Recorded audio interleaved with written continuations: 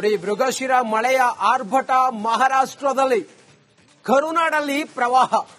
ರಾಜ್ಯದ ಕೃಷ್ಣಾ, ದೂದ್ಗಂಗಾ, ವೇದಗಂಗಾ, ಹಿರಣ್ಯಕೇಶಿ ನದಿಗಳು ನೀರಿನ ಮಟ್ಟವನ್ನ ಮೀರಿ ಹರಿತಾ ಇದೆ. ಚಿಕ್ಕೋಡಿ ವ್ಯಾಪ್ತಿಯ 60ಕ್ಕೂ ಹೆಚ್ಚು ಸೇತುವೆಗಳು ಸಂಪೂರ್ಣ ಮುಳುಗಡೆಯಾಗಿದೆ. ಕೃಷ್ಣಾ ನದಿಗೆ ಅಡ್ಡಲಾಗಿರುವ ಯಡೂರು, ಕಲ್ಲೋಳ, ಪಾವನ ಸೌಂದತ್ತಿ, ಮಾಂಜರಿ ಸೇತುವೆ ಜಲಾವೃತವಾಗಿದೆ. ಸೇತುವೆಗಳಿಗೆ ಬ್ಯಾರಿಕೇಡ್ಗಳನ್ನು ಅಧಿಕಾರಿಗಳು ಹಾಕಿದ್ದಾರೆ. ಪ್ರವಾಹದ ಅಪಾಯದಲ್ಲಿ ಚಿಕ್ಕೋಡಿಯ ರೈತರಿದ್ದಾರೆ. ನೋಡಿ, ಮಹಾರಾಷ್ಟ್ರದಲ್ಲೂ ಮಳೆ ಇದೆ, ಕರ್ನಾಟಕದಲ್ಲೂ ಮಳೆ ಇದೆ. ಮಳೆ ಏನು ಕಮ್ಮಿ ಇಲ್ಲ. ಕರಾವಳಿ ಭಾಗದಲ್ಲೆಲ್ಲ ವಿಪರೀತ ಮಳೆ ಇದೆ. ಮಹಾರಾಷ್ಟ್ರದಲ್ಲೂ ಮಳೆ ಇದೆ.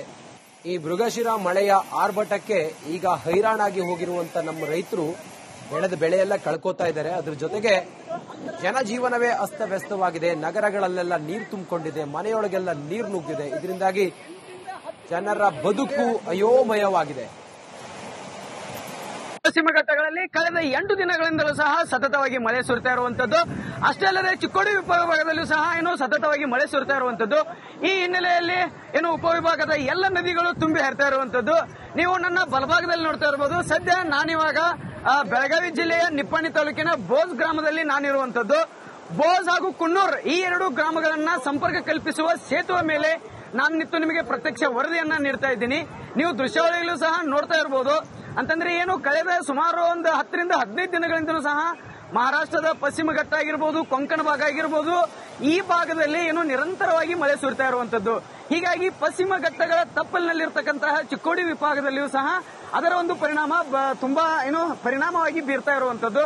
ಅಂತಂದ್ರೆ ಚಿಕ್ಕೋಡಿ ಉಪವಿಭಾಗದಲ್ಲಿ ಇರ್ತಕ್ಕಂಥ ಈಗಾಗಲೇ ದೂದ್ಗಂಗಾ ಆಗಿರಬಹುದು, ವೇದಗಂಗಾ ಆಗಿರಬಹುದು, ಕೃಷ್ಣಾ ನದಿಗಳು ಸಂಪೂರ್ಣವಾಗಿ ಅಪಾಯ ಮಟ್ಟಕ್ಕೆ ಹರಿತಾ ಇರುವಂತದ್ದು.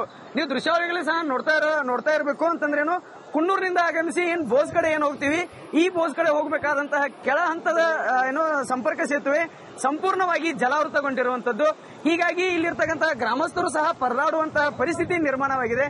ಅಷ್ಟೇ ಅಲ್ಲದೆ ಸುಮಾರು ಕೊನ್ನೂರಿನಿಂದ ಬೋಸ್ಗೆ ಹೋಗಬೇಕಂತಂದ್ರೆ 3 ಕಿಲೋಮೀಟರ್ಗಳ ನಡುವಿನ ಅಂತರ ಇದೆ.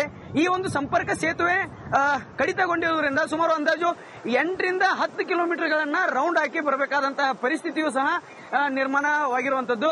ನೀವು ನೋಡ್ತಾ ಇರಬಹುದು ದೃಶ್ಯಾವಳಿಗಳಲ್ಲಿ ನೋಡ್ತಾ ಇದ್ದೀರಿ. ವೇದಗಂಗಾ ನದಿಯಲ್ಲಿ ಇರತಕ್ಕಂತಹ ಒಳಹರಿವಿನ ಪ್ರಮಾಣ ಹೆಚ್ಚಾಗಿ ಈ ರೀತಿಯಾದಂತಹ ನೀರು ಜಾಸ್ತಿಯಾಗಿ ಹೋಗ್ತಾ ಇರುವಂತದ್ದು. ಇಷ್ಟೆಲ್ಲ ನದಿಗಳು ಸಹ ಅಪಾಯ ಮಟ್ಟ ಮೀರಿ ಹರಿತಾ ಇದ್ರು. ಇಲ್ಲಿವರೆಗೂ ಸಹ ಜಿಲ್ಲಾಡಳಿತ ಇನ್ನೂ ಎಚ್ಚೆತ್ತುಕೊಂಡಿಲ್ಲ.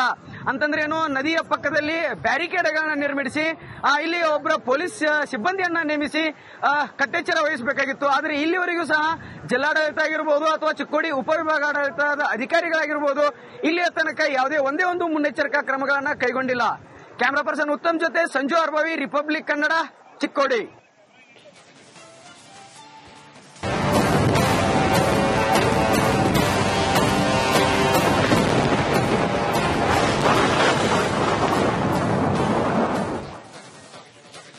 ನೋಡಿ, ಮೃಗಶಿರ ಮಳೆಯ ಆರ್ಭಟ ಮಹಾರಾಷ್ಟ್ರದಲ್ಲಿ, ಕರುನಾಡಲ್ಲಿ ಪ್ರವಾಹ. ರಾಜ್ಯದ ಕೃಷ್ಣಾ, ದೂದ್ಗಂಗಾ, ವೇದಗಂಗಾ, ಹಿರಣ್ಯಕೇಶಿ ನದಿಗಳು ನೀರಿನ ಮಟ್ಟವನ್ನ ಮೀರಿ ಹರಿತಾ ಇದೆ. ಚಿಕ್ಕೋಡಿ ವ್ಯಾಪ್ತಿಯ 60ಕ್ಕೂ ಹೆಚ್ಚು ಸೇತುವೆಗಳು ಸಂಪೂರ್ಣ ಮುಳುಗಡೆಯಾಗಿದೆ. ಕೃಷ್ಣಾ ನದಿಗೆ ಅಡ್ಡಲಾಗಿರುವ ಯಡೂರು, ಕಲ್ಲೋಳ, ಪಾವನ ಸೌಂದತ್ತಿ, ಮಾಂಜರಿ ಸೇತುವೆ ಜಲಾವೃತವಾಗಿದೆ. ಸೇತುವೆಗಳಿಗೆ ಬ್ಯಾರಿಕೇಡ್ಗಳನ್ನು ಅಧಿಕಾರಿಗಳು ಹಾಕಿದ್ದಾರೆ. ಪ್ರವಾಹದ ಅಪಾಯದಲ್ಲಿ ಚಿಕ್ಕೋಡಿಯ ರೈತರಿದ್ದಾರೆ. ನೋಡಿ, ಮಹಾರಾಷ್ಟ್ರದಲ್ಲೂ ಮಳೆ ಇದೆ, ಕರ್ನಾಟಕದಲ್ಲೂ ಮಳೆ ಇದೆ. ಮಳೆ ಏನು ಕಮ್ಮಿ ಇಲ್ಲ. ಕರಾವಳಿ ಭಾಗದಲ್ಲೆಲ್ಲ ವಿಪರೀತ ಮಳೆ ಇದೆ. ಮಹಾರಾಷ್ಟ್ರದಲ್ಲೂ ಮಳೆ ಇದೆ.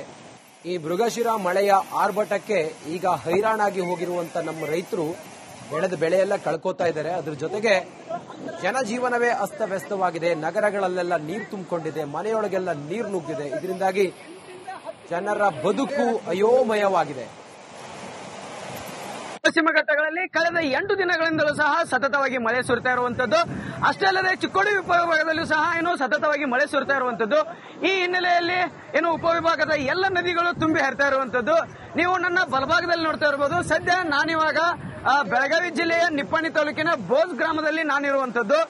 ಬೋಜ್ ಹಾಗೂ ಕುನ್ನೂರ್ ಈ 2 ಗ್ರಾಮಗಳನ್ನ ಸಂಪರ್ಕ ಕಲ್ಪಿಸುವ ಸೇತುವೆ ಮೇಲೆ ನಾನು ನಿಮಗೆ ಪ್ರತ್ಯಕ್ಷ ವರದಿಯನ್ನ ನೀಡ್ತಾ ಇದ್ದೀನಿ. ನೀವು ದೃಶ್ಯಾವಳಿಗಳು ಸಹ ನೋಡ್ತಾ ಇರಬಹುದು. ಅಂತಂದ್ರೆ ಏನು ಕಳೆದ ಸುಮಾರು ಒಂದು 10 ರಿಂದ 15 ದಿನಗಳಿಂದಲೂ ಸಹ ಮಹಾರಾಷ್ಟ್ರದ ಪಶ್ಚಿಮ ಘಟ್ಟ ಆಗಿರ್ಬೋದು, ಕೊಂಕಣ ಭಾಗ ಆಗಿರ್ಬೋದು, ಈ ಭಾಗದಲ್ಲಿ ಏನು ನಿರಂತರವಾಗಿ ಮಳೆ ಸುರಿತಾ ಇರುವಂತದ್ದು. ಹೀಗಾಗಿ ಪಶ್ಚಿಮ ಘಟ್ಟಗಳ ತಪ್ಪಲಿನಲ್ಲಿರ್ತಕ್ಕಂತಹ ಚಿಕ್ಕೋಡಿ ವಿಭಾಗದಲ್ಲಿಯೂ ಸಹ ಅದರ ಒಂದು ಪರಿಣಾಮ ತುಂಬಾ ಪರಿಣಾಮವಾಗಿ ಬೀರ್ತಾ ಇರುವಂತದ್ದು. ಅಂತಂದ್ರೆ ಚಿಕ್ಕೋಡಿ ಉಪವಿಭಾಗದಲ್ಲಿ ಇರ್ತಕ್ಕಂಥ ಈಗಾಗಲೇ ದೂಧಗಂಗಾ ಆಗಿರ್ಬೋದು, ವೇದಗಂಗಾ ಆಗಿರ್ಬೋದು, ಕೃಷ್ಣಾ ನದಿಗಳು ಸಂಪೂರ್ಣವಾಗಿ ಅಪಾಯ ಮಟ್ಟಕ್ಕೆ ಹರಿತಾ ಇರುವಂತದ್ದು. ನೀವು ದೃಶ್ಯಾವಳಿಗಳಲ್ಲಿ ಸಹ ನೋಡ್ತಾ ಇರಬೇಕು. ಅಂತಂದ್ರೆ ಕುನ್ನೂರಿನಿಂದ ಆಗಮಿಸಿ ಬೋಸ್ ಕಡೆ ಹೋಗ್ತೀವಿ, ಈ ಬೋಸ್ ಕಡೆ ಹೋಗಬೇಕಾದಂತಹ ಕೆಳ ಹಂತದ ಸಂಪರ್ಕ ಸೇತುವೆ ಸಂಪೂರ್ಣವಾಗಿ ಜಲಾವೃತಗೊಂಡಿರುವಂತದ್ದು. ಹೀಗಾಗಿ ಇಲ್ಲಿರ್ತಕ್ಕಂತಹ ಗ್ರಾಮಸ್ಥರು ಸಹ ಪರದಾಡುವಂತಹ ಪರಿಸ್ಥಿತಿ ನಿರ್ಮಾಣವಾಗಿದೆ. ಅಷ್ಟೇ ಅಲ್ಲದೇನು ಅಂತಂದ್ರೆ ಸುಮಾರು ಕೊಣ್ಣೂರಿನಿಂದ ಬೋಸ್ಗೆ ಹೋಗ್ಬೇಕಂತಂದ್ರೆ ಒಂದು 3 ಕಿಲೋಮೀಟರ್ಗಳ ನಡುವಿನ ಅಂತರ ಇದೆ. ಈ ಒಂದು ಸಂಪರ್ಕ ಸೇತುವೆ ಕಡಿತಗೊಂಡಿರುವುದರಿಂದ ಸುಮಾರು ಅಂದಾಜು 8 ರಿಂದ 10 ಕಿಲೋಮೀಟರ್ಗಳನ್ನ ರೌಂಡ್ ಹಾಕಿ ಬರಬೇಕಾದಂತಹ ಪರಿಸ್ಥಿತಿಯು ಸಹ ನಿರ್ಮಾಣವಾಗಿರುವಂತದ್ದು.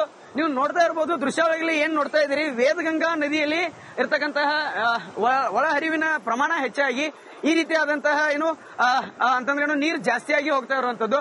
ಇಷ್ಟೆಲ್ಲ ನದಿಗಳು ಸಹ ಅಪಾಯ ಮಟ್ಟ ಮೀರಿ ಹರಿತಾ ಇದ್ರು. ಇಲ್ಲಿವರೆಗೂ ಸಹ ಜಿಲ್ಲಾಡಳಿತ ಇನ್ನೂ ಎಚ್ಚೆತ್ತುಕೊಂಡಿಲ್ಲ.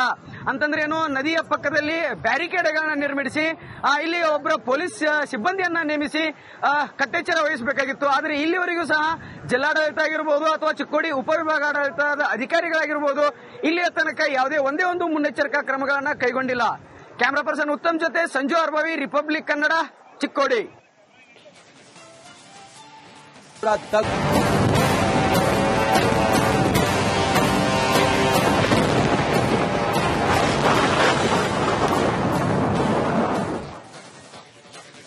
ನೋಡಿ, ಮೃಗಶಿರ ಮಳೆಯ ಆರ್ಭಟ ಮಹಾರಾಷ್ಟ್ರದಲ್ಲಿ, ಕರುನಾಡಲ್ಲಿ ಪ್ರವಾಹ.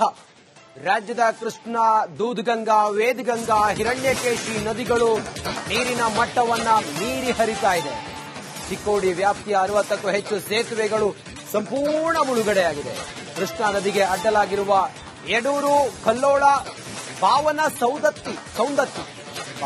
ಸೌಂದತ್ತಿ, ಮಾಂಜರಿ ಸೇತುವೆ ಜಲಾವೃತವಾಗಿದೆ. ಸೇತುವೆಗಳಿಗೆ ಬ್ಯಾರಿಕೇಡ್ಗಳನ್ನು ಅಧಿಕಾರಿಗಳು ಹಾಕಿದ್ದಾರೆ. ಪ್ರವಾಹದ ಅಪಾಯದಲ್ಲಿ ಚಿಕ್ಕೋಡಿಯ ರೈತರಿದ್ದಾರೆ. ನೋಡಿ, ಮಹಾರಾಷ್ಟ್ರದಲ್ಲೂ ಮಳೆ ಇದೆ, ಕರ್ನಾಟಕದಲ್ಲೂ ಮಳೆ ಇದೆ, ಮಳೆ ಏನು ಕಮ್ಮಿ ಇಲ್ಲ. ಕರಾವಳಿ ಭಾಗದಲ್ಲೆಲ್ಲ ವಿಪರೀತ ಮಳೆ ಇದೆ, ಮಹಾರಾಷ್ಟ್ರದಲ್ಲೂ ಮಳೆ ಇದೆ. ಈ ಮೃಗಶಿರ ಮಳೆಯ ಆರ್ಭಟಕ್ಕೆ ಈಗ ಹೈರಾಣಾಗಿ ಹೋಗಿರುವಂತ ನಮ್ಮ ರೈತರು ಬೆಳೆದ ಬೆಳೆಯೆಲ್ಲ ಕಳ್ಕೋತಾ ಇದ್ದಾರೆ. ಅದ್ರ ಜೊತೆಗೆ ಜನಜೀವನವೇ ಅಸ್ತವ್ಯಸ್ತವಾಗಿದೆ. ನಗರಗಳಲ್ಲೆಲ್ಲ ನೀರು ತುಂಬಿಕೊಂಡಿದೆ, ಮನೆಯೊಳಗೆಲ್ಲ ನೀರು ನುಗ್ಗಿದೆ. ಇದರಿಂದಾಗಿ ಜನರ ಬದುಕು ಅಯೋಮಯವಾಗಿದೆ. ಪಶ್ಚಿಮ ಘಟ್ಟಗಳಲ್ಲಿ ಕಳೆದ 8 ದಿನಗಳಿಂದಲೂ ಸಹ ಸತತವಾಗಿ ಮಳೆ ಸುರಿತಾ ಇರುವಂತದ್ದು. ಅಷ್ಟೇ ಅಲ್ಲದೆ ಚಿಕ್ಕೋಡಿ ಉಪವಿಭಾಗದಲ್ಲೂ ಸಹ ಸತತವಾಗಿ ಮಳೆ ಸುರಿತಾ ಇರುವಂತದ್ದು. ಈ ಹಿನ್ನೆಲೆಯಲ್ಲಿ ಉಪವಿಭಾಗದ ಎಲ್ಲ ನದಿಗಳು ತುಂಬಿ ಹರಿತಾ ಇರುವಂತದ್ದು. ನೀವು ನನ್ನ ಬಲಭಾಗದಲ್ಲಿ ನೋಡ್ತಾ ಇರಬಹುದು. ಸದ್ಯ ನಾನಿವಾಗ ಬೆಳಗಾವಿ ಜಿಲ್ಲೆಯ ನಿಪ್ಪಾಣಿ ತಾಲೂಕಿನ ಬೋಸ್ ಗ್ರಾಮದಲ್ಲಿ ನಾನಿರುವಂತದ್ದು. ಬೋಸ್ ಹಾಗೂ ಕುನ್ನೂರ್ ಈ 2 ಗ್ರಾಮಗಳನ್ನ ಸಂಪರ್ಕ